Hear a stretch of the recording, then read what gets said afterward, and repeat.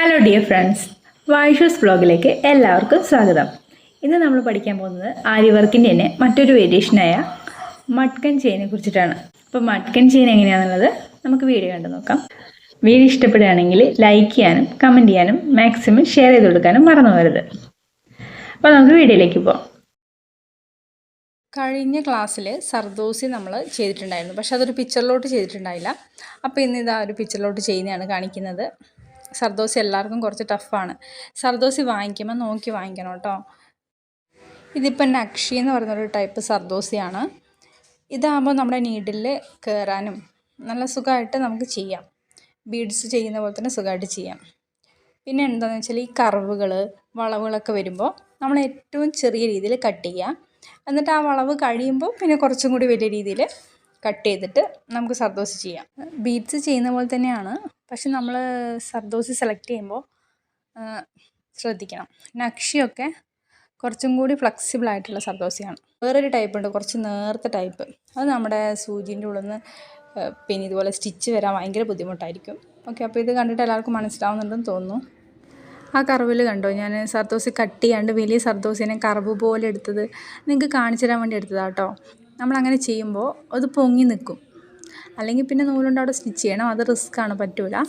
അതുകൊണ്ട് അങ്ങനത്തെ കർവുകളൊക്കെ ചെറിയ രീതിയിൽ കട്ട് ചെയ്യുക സർദോസി, എന്നിട്ട് ചെയ്യാം.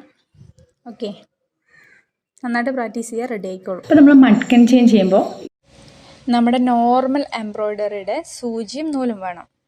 എന്നിട്ട് ഇതുപോലെ 4 നൂലെടുക്കണം. ഇതൊരു നൂലാണ് ഞാൻ ഫസ്റ്റ് കാണിച്ചത്. അതുപോലെ ഞാൻ നൂല് ഓൾറെഡി സെറ്റ് ചെയ്ത് വെച്ചതാണ് വർക്ക് ചെയ്യാൻ വേണ്ടി. അതുപോലെ 4 നൂലെടുക്കാം, പിന്നെ നിങ്ങൾക്ക് 6 എടുക്കാം. അപ്പം നല്ല കട്ടിയിൽ വരണം നൂല്. എന്നിട്ടാണ് നമ്മൾ അതിനൊരു കൗച്ചിങ് സ്റ്റിച്ച് പോലെയാണ് ചെയ്യുക, മട്കൻ സ്റ്റിച്ച്. ഓക്കെ, അപ്പോൾ ഞാൻ വർക്ക് ചെയ്യാൻ വേണ്ടി എടുത്തത് ഞാൻ നിങ്ങൾക്ക് കാണിച്ചിരുന്നതാണ്. അത് മനസ്സിലായിട്ടുണ്ടെന്ന് വിചാരിക്കുന്നു. നമ്മളിതാ സ്റ്റിച്ച് ബോർഡിലേക്ക് ചെയ്യുമ്പോൾ ഇതുപോലെ ഒരു ലൈൻ വരച്ചിട്ടാണല്ലോ ഫസ്റ്റ് ചെയ്യുക. അപ്പോൾ അതിന് വേണ്ടിയിട്ട് അളവെടുക്കുന്നതാണ്, കാരണം നമുക്ക് വെറുതെ നൂല് വേസ്റ്റ് ചെയ്യേണ്ട. ആ ഒരു അളവിനേക്ക് 4 നൂല് അതുപോലെ കട്ട് ചെയ്തെടുത്ത് സൂചിയിൽ കോർത്തിട്ട് കെട്ടിട്ട് കൊടുത്ത് കൗച്ച് ചെയ്യാം. കൗച്ച് ചെയ്യുന്ന എങ്ങനെയാണെന്ന് കാണിക്കുന്നുണ്ട്.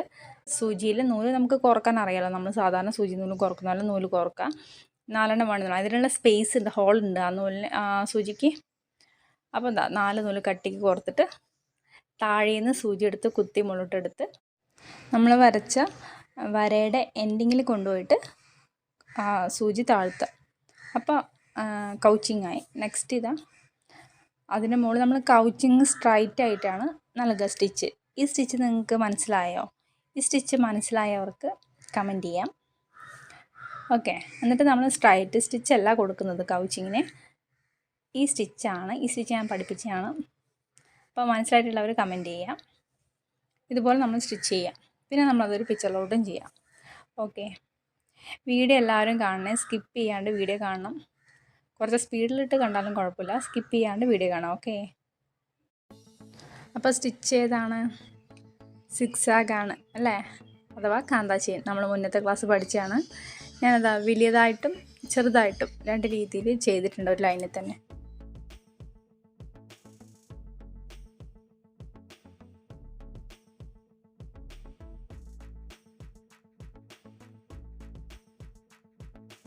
ചെറുതായിട്ട് ചെയ്യുന്നതാണ് ഭംഗി. ഞാനിതൊരു പിക്ചറും കൂടി ആഡ് ചെയ്തിട്ടുണ്ട്.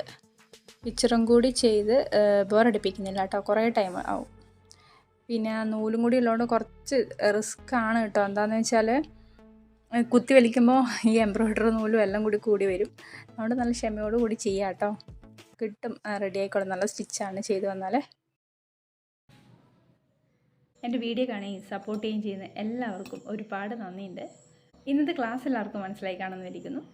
അപ്പോൾ എല്ലാവരും തന്നെ സ്റ്റിച്ച് ചെയ്ത് പ്രാക്ടീസ് ചെയ്യാം. അടുത്തൊരു വീഡിയോ ആയിട്ട് വീണ്ടും കാണാം. എൻ്റെ വീഡിയോ നിങ്ങൾക്ക് ഇഷ്ടപ്പെടുകയാണെങ്കിൽ ലൈക്ക് ചെയ്യാനും കമൻറ്റ് ചെയ്യാനും മറക്കരുത്. നിങ്ങളുടെ സ്നേഹം ഒരു ഹാർട്ടായിട്ടെങ്കിലും കമൻറ്റ് ചെയ്യണം. Thank you.